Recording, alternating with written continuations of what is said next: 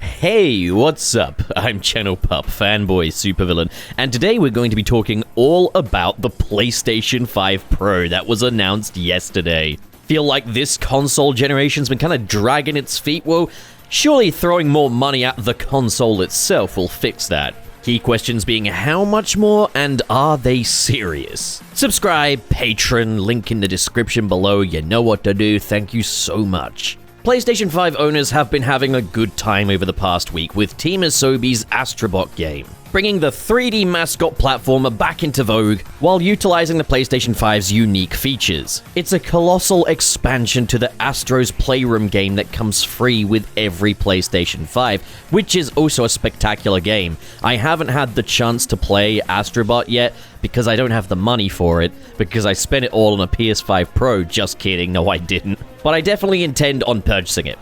Astrobot, not the PS5 Pro. But you're never allowed to feel content for too long, as just when it felt like this console generation was wising up to what people actually want from video games, we got the announcement of the PS5 Pro, an amped up version of the PlayStation 5 which costs $700. Or if you're from the UK, that's £700? Or if you're from Europe, that's 800 euros?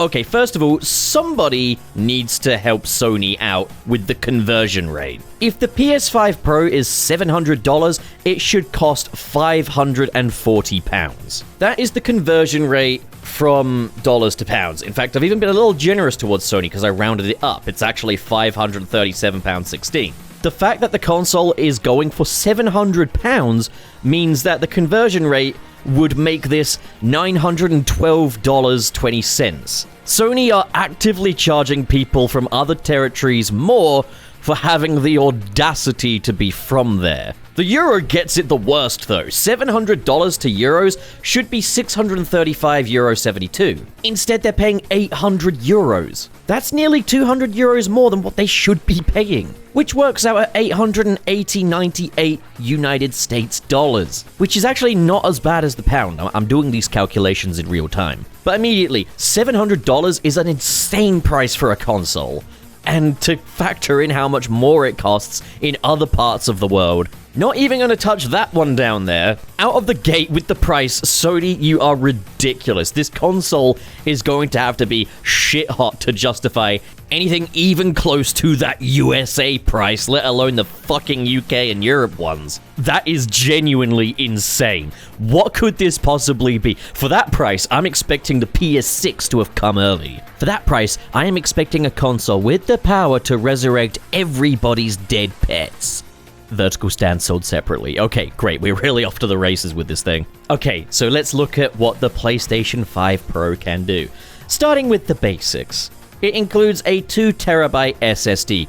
Already, that's actually quite a good addition. I would hope for at least a 1TB SSD for a console costing this much. 2 terabytes should be enough to get everything you want done digitally. You get a DualSense wireless controller and a copy of Astro's Playroom that is pre-installed in every PS5 Pro purchase, so just like the base model PS5. Nothing new there, that is the bare minimum. Honestly, for the price of the PS5 Pro, I would probably expect the special edition controller. The DualSense Edge, the one that you can customize. The one that costs like $200 for a fucking controller. The PS5 Pro also takes after its older brother, the PS5 Slim, in that it is a bit more modular than your typical console. The PS5 Slim you could buy either with a disc drive included or without, and then buy the disc drive separately, and then just install it onto the PS5 Slim. Which was actually quite a cool feature, because, like, you know, you can buy it as a digital device, kind of feel it out, see if that's for you, and then if you feel the need to have a disc drive, then you've got the option of just installing one onto it. And with the way that the games industry has gone, with even, like, disc-based games effectively just serving as little install keys for a digital download file, and with these digital files being account-based as well, I can kind of understand why someone would just go for a digital model. Well, the PS5 Pro, it doesn't have, like, a choice between the digital model and the disk drive model. It is purely digital, and then you have the option of buying a disk drive for it. And at that price tag, that is a tough pill to swallow. Yet 2 terabytes for an SSD, that is enough to get done everything you need to do. But at the $700 price point, or $900 price point if you're living in the UK, I would expect this thing to have 2 disk drives. But okay, here's what really makes the PS5 Pro the PS5 Pro. These are the new features. So for one, you've got an upgraded GPU.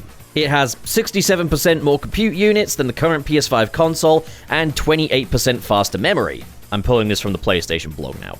Overall, this enables up to 45% faster rendering for gameplay, making the experience much smoother. Now that sounds really good, but when you consider that the PS5's base model is already pretty lightning fast, I mean, I don't think I've ever seen an instance on my PlayStation 5 base model where it has ever struggled to render anything, or noticeably taken any time to render anything. Yeah, there's the occasional moment where it just needs to render the city in Spider-Man 2, but I'm sure as hell not willing to pay an extra few £100 at that problem. It's fine, it takes like 1 second. Okay, then there's advanced ray tracing. We've added even more powerful ray tracing that provides more dynamic reflection and refraction of light. This allows rays to be cast at double and at times triple the speeds of the current PS5 console. You know, as just a general gamer, I don't really know what that means. This is the thing with this console generation, is like a lot of the new changes, like the ray tracing and stuff. The question is, how does that impact me as a player? The refractions of light! The rays can be cast at double, sometimes triple!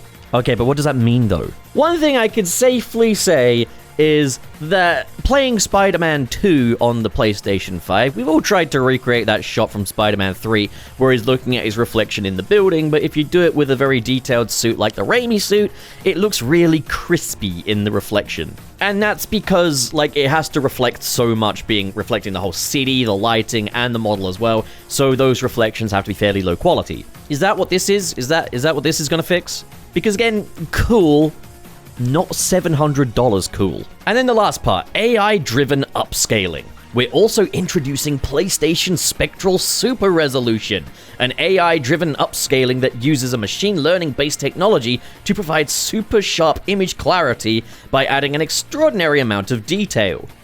Okay, so again, from just a general player perspective, what the fuck does that mean? Like, that's so vague. Okay, it can produce a higher resolution using AI upscaling, and that's kind of cool, I guess. Nvidia's been doing a similar thing for years, but given that all the PS5 games run at, like, native 4K, what's this gonna do? Is it gonna get, like, 8K? Is it gonna make it limitless? Can we get 12K? Like, it doesn't say.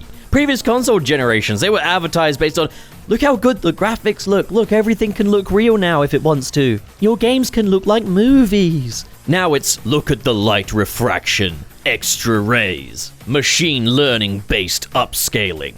Which means nothing if you don't have something tangible to kind of latch it onto. What is the consumer market going to take from this? This is like PC jargon. This is the kind of stuff that people throw money at customized gaming PCs for. The consoles are meant to be more for the consumers. Well, the accompanying video for the PlayStation 5 Pro, the reveal trailer, does a better job at kind of explaining what the actual benefits of this is. You can reach frame rates of up to 120 frames per second, so that is double the maximum of the base PlayStation 5 console. Okay, now we're talking.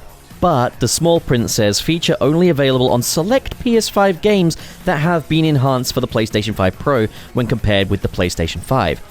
PS5 Pro enhanced features will vary based on what games you're playing. Which means that all of these benefits will only apply if the publisher of the game you're playing has actually provided you with those options. So if you're buying the PlayStation 5 Pro in hopes of playing an enhanced version of Marvel Spider-Man 2, where you can get the picture of the upside down hanging Spider-Man complete with a nice high quality reflection, and you can swing through the city at 120 frames per second, well, you're just gonna have to hope that Insomniac are interested in providing that enhancement. But the number one problem here, for me anyway, is that the majority of games that you can play on the PlayStation 5 can be played on the PlayStation 4. When I think about my investment in the original PlayStation 5, which cost me about £325, less than half of what this model costs, I sometimes wonder, like, how good was that investment? How much am I doing here that I couldn't do on my PlayStation 4? And the answer is, I'm glad that I can play games like Spider-Man 2, Ratchet & Clank Rift Apart, and Astro's Playroom. And I'm sure as hell looking forward to Astrobot. And you know, 60 FPS is nice, but it's like, was this worth buying a whole new console for? And my answer is kind of, for me personally, sure. Especially considering I bought this when I was a student, so back then I actually had some money. But like generally, if someone asked me, should I even buy a basic PS5, I think my answer would just be hold off until there's more games. If you've got a PS4, yeah, you won't get the enhancements of the PS5, but you can at least play those games for the most part. And heck, a lot of the PS5 exclusive games are now available on PC, so maybe just get a Steam Deck. The PS5 Pro at its price point is the kind of thing where I would expect a huge library of games to be exclusive to this device to incentivize me to actually purchase it. But the incentives here are minimal. The PlayStation 5 base model is already impressive enough. Now obviously, no one's forcing you to buy this. You can just get the base PS5. But this should be ringing some alarm bells on the priorities of the console gaming industry and where things could potentially be going. Is gaming going to be viable for the consumer anymore? Or is this just going to become a rich boys game? Because, like, look, you're not going to get little Billy asking for a PS5 Pro for Christmas. At least, if he asks for that from his parents, working class, like, they're going to say no.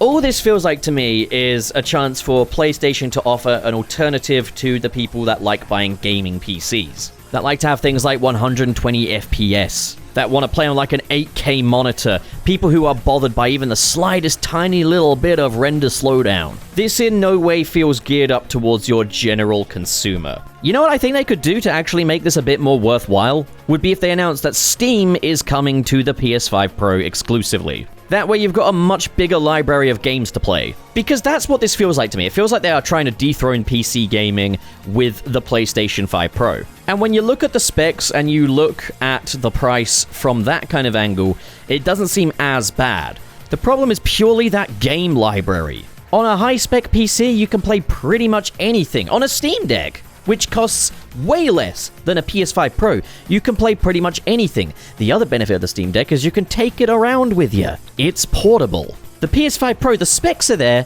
but what can you actually do with that? The smartest thing they could possibly do for this version of the console would be to announce Steam integration, sell the vertical kickstand with the console, throw in the disk drive, and then you'd actually have a perfectly satisfactory deal for what this is, an optional higher-end version of the PlayStation 5. But right now, who's actually going to want this? Also, again, conversion rates. Understand them, Sony. So that's the PS5 Pro. I'm not buying it, obviously. What do you guys think? You're going to buy one? You're going to get a Tesla Cybertruck with that? I got a bridge I can sell you if you're interested. Comment below, discuss, and as always, if you enjoyed this video and you want to support more like it, be sure to hit subscribe, hit the like button, and in the description below is the link to my Patreon page, where for as little as $1 a month, you can get your name in the credits of these videos, with a special shout out going to the patrons in the $5 and above tiers. Their names are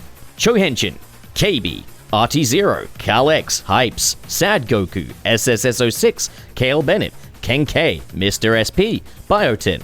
Oh no, I've used up all of the helium. What am I meant to do now? And Vera Wild. Thank you, good folks, so much for your generosity. And to those of you at home, thank you so much for watching, and have a great day. Now get out of here.